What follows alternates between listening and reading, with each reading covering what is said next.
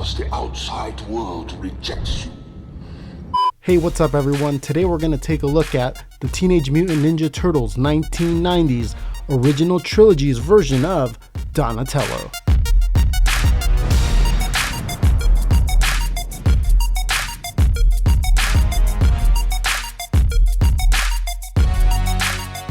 In the first movie, Donatello is not the over-the-top, nerdy tech Donnie that we've got accustomed to over the years.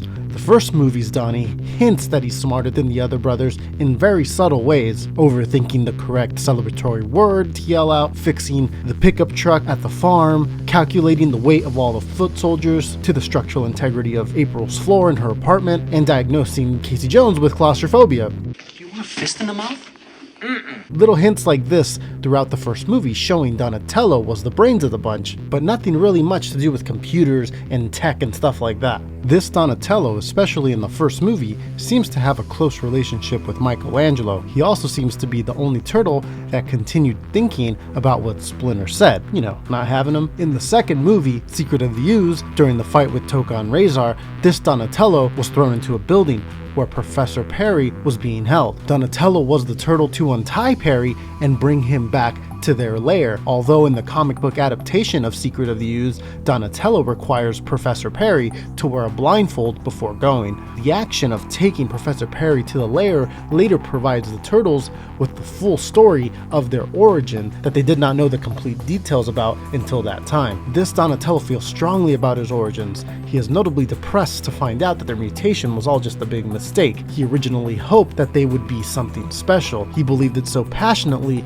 that he doesn't believe what Professor Perry is telling him is actually true. This plotline never gets resolved though. Now in Secret of the Ooze, they actually get Donatello behind the computer, sharing ideas with Professor Perry, all the typical nerdy Donnie stuff that you're familiar with. The character was clearly evolving into that familiar form, although a lot of fans did like the subtle approach of that first movie. He also helps Professor Perry come up with a compound that helps defeat Tokan Razor. In the third movie, he is responsible for finding out what happened to April when the Time Scepter takes her away. He explains it as equal mass displacement. Pretty much any object that travels through time must replace and be replaced by a comparable object of the same mass. He also works in engineering a new Time Scepter when the original one is lost, with the help of a blacksmith. In the comic book adaptation of the third movie, it's Donatello's idea to take off their helmet during the scuffle with Mitsu's fighters to stop them from fighting, going against Leo's orders, who wants to keep the helmets on because Splinter would kill them if he ever found out that they exposed themselves like that. This Donatello eventually learns to tap into a meditative state where Splinter can communicate with him. This was learned by him and his brothers in the farmhouse in the first movie. Additional scenes of Donatello wearing a straw hat and learning new techniques from his brother Leo was supposed to continue this storyline at the farmhouse, though they were cut out of the film. Images of these scenes can be found online. Going off the first movie and its sequel, Secret of the Ooze, alongside their comic book adaptations, respectively, a larger picture can be seen of the original trilogy's Donatello's origin. He was transformed by a green colloidal gel created by TGRI. This gel was a mixture of discarded chemicals that was accidentally exposed to a series of radioactive waves. On their way to bury these discarded chemicals, a near collision involving a blind man caused one of the canisters to fall out of the truck, hitting a kid's bowl full of baby turtles out of his hands and falling down the sewer alongside the baby turtles, mutating them. This Donatello was seen in a couple things outside of the original trilogy. For a short moment in the Turtles Forever animated movie, he alongside his brothers can be seen inside of the multiverse. Also, in a Barbara Walters special in 1991, the turtles were interviewed. Donatello was specifically asked if he knows who his parents were. This makes Donatello start crying uncontrollably as tears flood from his eyes. The crying goes on for quite a bit.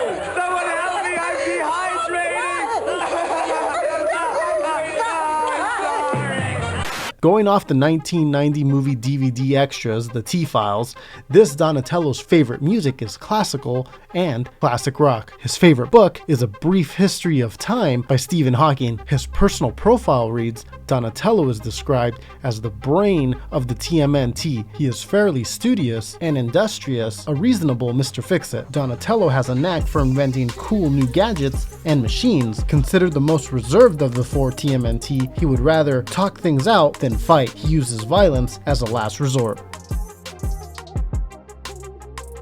Citing back to the T-Files, this Donatello is listed at 5 foot even and 160 pounds. Old articles around the time do have him at 5 foot even, but have him at 155 pounds instead. This Donatello wields the bow staff and wears it diagonally on his back. He sports a brown leather belt with one diagonal strap. His knee elbow pads also seem to be the same brown leather color as the belt.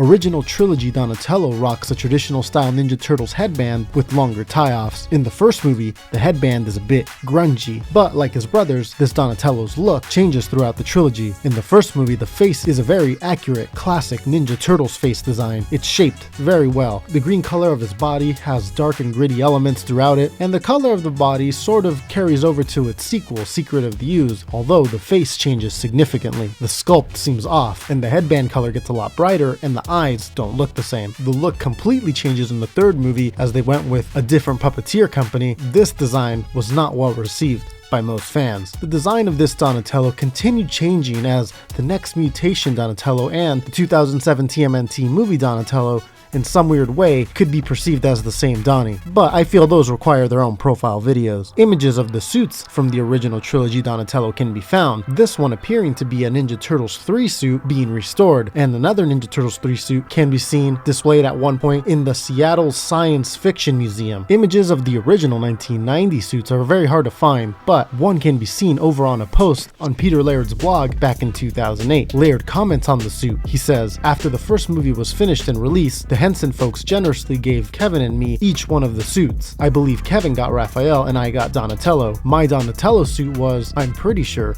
worn by Ernie Reyes Jr., who did most of Donatello's stunts in the first movie. He continues by saying, when I got my suit, I put together a jointed wooden skeleton to insert into the suit and allow me to pose it in various positions for display. Well, that was the plan anyway. It never really worked that well. The suit is actually pretty heavy and the joints I made couldn't hold it up. So the suit ended up kind of sprawled out in a chair in my studio, and that's where it has sat more or less for the last 15 years or so.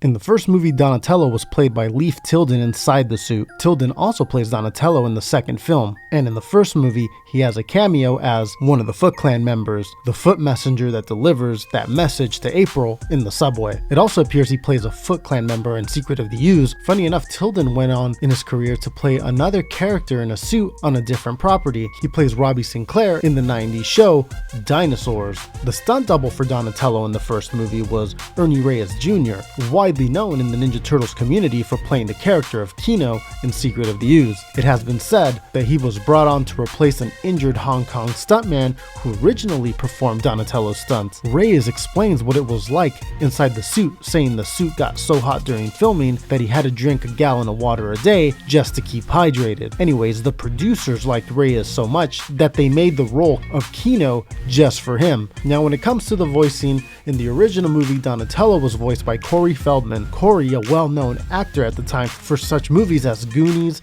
The Lost Boys, Friday the 13th Part 4, and a bunch of others. Story goes, Feldman was told that the movie probably wasn't gonna do that well, being as it was a small independent film with a tiny budget, and that he agreed to do the role for $1,500. The movie ended up being the highest grossing independent film of all time, and held that position for a number of years. Feldman did not end up voicing Donnie in The Secret of the Ooze, but he does come back to voice Donatello in Part 3. Feldman would also come back to voice another turtle in the TMNT universe years later in the 2012 Teenage Mutant Ninja Turtle show, voicing the character of Slash, the turtle's ally and a member of the Mighty Mutanimals. In Secret of the Ooze, Donatello was voiced by Adam Carl. It appears it is the same Adam Carl that plays one of the bullies, Derek, in the 1987 film The Monster Squad. He's the one standing next to the Wonder Years kid. Secret of the Ooze version of Donatello had a stunt double as well by the name of Stephen Ho. Stephen played the brother of Liu Kang in the original Mortal Kombat movie, the one that gets killed by Shang Tsung at the very beginning. Stephen has also appeared a number of times on Conan and is listed as the show's stunt coordinator up until 2018. Stephen is also known for having kept one of the Donatello stunt heads